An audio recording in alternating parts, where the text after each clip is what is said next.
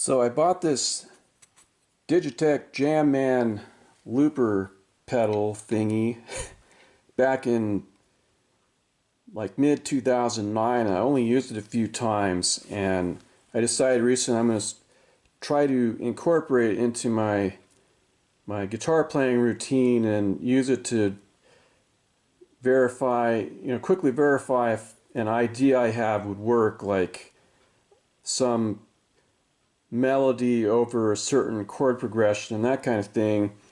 And maybe, I might try to do some recording with some looping. I originally got the looper and thought, oh, I'd probably be really good at this looping thing based on how I used to record things back in the day, but I found that it's a lot harder to use this well than I thought.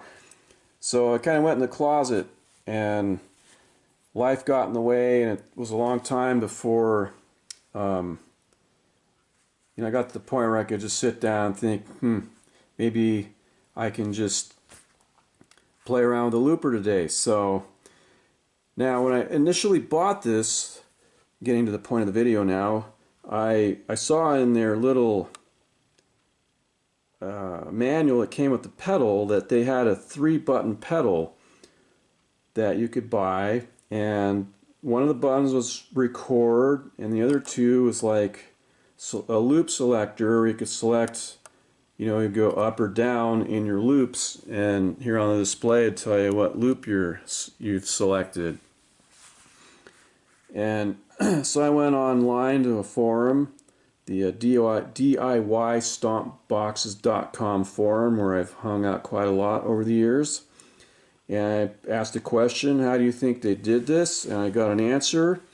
So for about $10, I built this little loop selector. All I wanted was to be able to select the loops up and down. And so someone there came up with an answer for me on how to do this. And back when Radio Shack was still open, I went down there and bought like this little small plastic enclosure, a couple of normally open momentary switches, and a stereo jack. And this is super simple to make. So let's see if I can get this in a way that you can see it. So basically you got to use a little TRS cable. It goes from the foot switch jack to this jack, and then your ground connection, which are these black wires, goes to one side of each momentary switch. So there and there. And then I forget which does which, but the tip, well, let's see.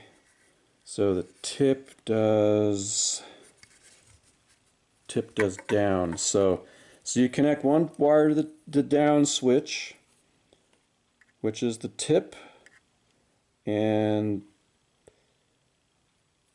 that, see, I'm getting mixed up here.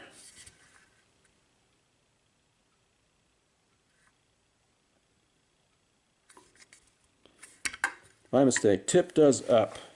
So the tip connection goes here to this one switch, and you see there's simply a diode on the other side and a wire that connects to the diode on the other side. So it's a very simple arrangement. I'll see if I can dig up the schematic and throw it in the video.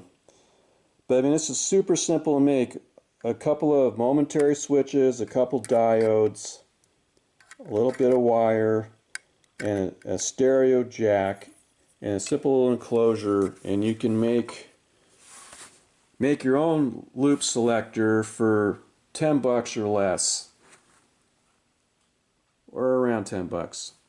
Radio Shack's not around anymore, so you can't just go buy this little enclosure for like $3 and a couple switches for a couple dollars, but still very inexpensive. I don't know what the original unit cost, but back at the time I was unemployed thanks to the Great Recession, which I won't go into that, but that's a long story. It was nearly homeless and all that, but bounced back from it.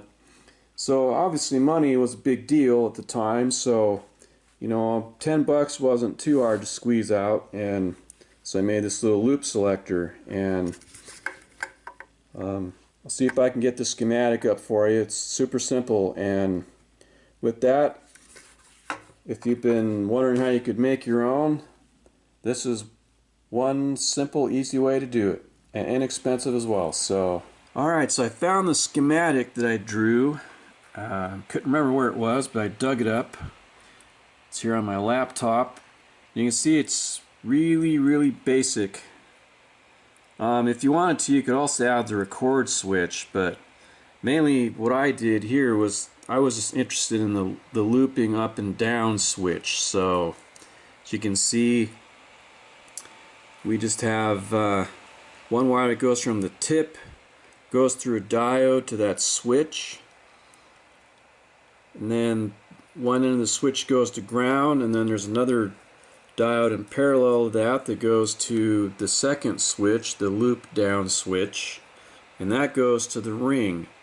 And if you wanted to add the record switch, you would just add that switch before D2 there, and you would have the record function as well.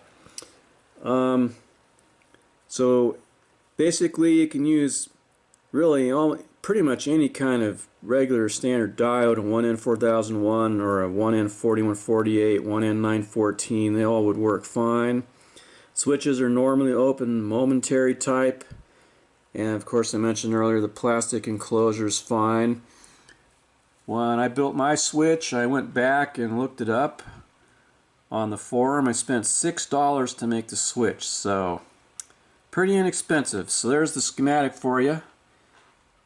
And if you make one of these, let me know how it goes for you. Be interested to hear from you if you found this video useful and you actually made one of these for yourself. So thanks for watching.